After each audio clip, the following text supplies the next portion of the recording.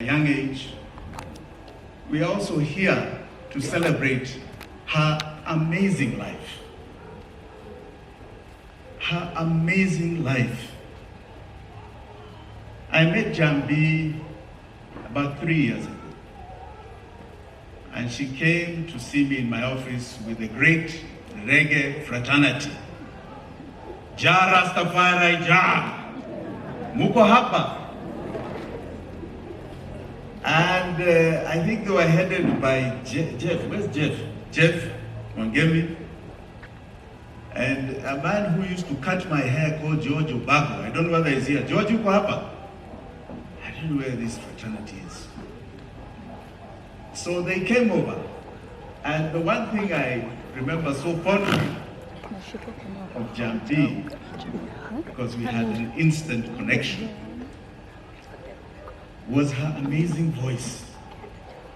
And I don't know why I had not placed it with the voice we used to hear on KBC, but it immediately there connected. Njambi's voice was so warm, so captivating. She made you feel every time she opened her mouth that there was a message that was going to warm your soul. And she came at a time when we were looking towards an election of 2022. And she told me of her ambitions. We agreed that we were going to work together towards that election, and we were going to capture the reggae fraternity. And I remember her words that were very, very clear. She said reggae stood for unity and love, and that its purpose was a purpose that she lived by, a purpose for social and political change, for the betterment of the entire community. And she wanted to do that in Dagoretti North. Njambi was an inspiration untold. It's then that she told me about an ailment that I'd never heard of in my life. Never. Endometriosis. I'd never heard of it. And educated me about how it is something that ails about 10% of the population of the world. If you think of 800 billion people, 8 billion people, that is 800 million people, women, suffer from this excruciating ailment that has no cure. It is just a process of management. And she had endured this. In fact, when she took me through what she went through, I was asking her, how are you smiling? Because what you're talking about sounds so horrific that, I don't even know how you stand. When I visited her at her home, and her good mother cooked a lovely meal for us, she was in fact at that time quite ill.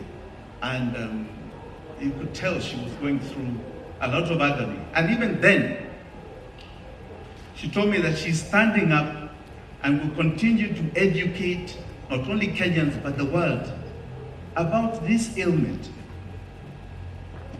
that one cannot avoid. If it comes, it comes. That has no cure, that takes people through a horrific living. Her strength and her sense of purpose to move people to a place of knowledge about what ails so many of us within us that we do not know about was phenomenal.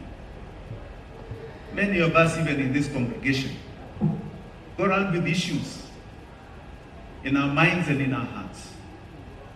Go around with issues that are very disturbing. But as a fraternity of Kenyans, we have learned to soldier on. She was a soldier who knew how to soldier on. But one thing I want to just say today that is very dear to me. She stood for justice, for social and economic change of our people. We must live by that mantra. Those of you that believe or have any heart for Njambi, this country is now plagued by continual social and economic injustice. Some of our leadership are people who wake up to cause pain every single day, notwithstanding the fact that we ourselves have got so much pain we are carrying. But just like Njambi, who saw a glass half full and not half empty, please have confidence that this country, no matter what anybody tries to do, is going to be half full and not half empty, and that we shall overcome all our challenges, and that those who perpetuate our pain are going to face the wrath of God. We know where Njambi is today, Jah has already judged her. Jah has judged her. Jah is holding her. And Jah has taken her to heaven because she stood on the right side of mankind. Let us wish the family all that we can do. All our hearts are with you. Njambi called just before she went to hospital, and we sent her a little support. If you need more support, we are here for you. We feel this pain just as much as you, but because of her legacy, we shall live on to fight for the ideals that she believed in. God bless you all. God give you strength. God bless this good country of ours. Asante sana. Thank you very much for that strong tribute.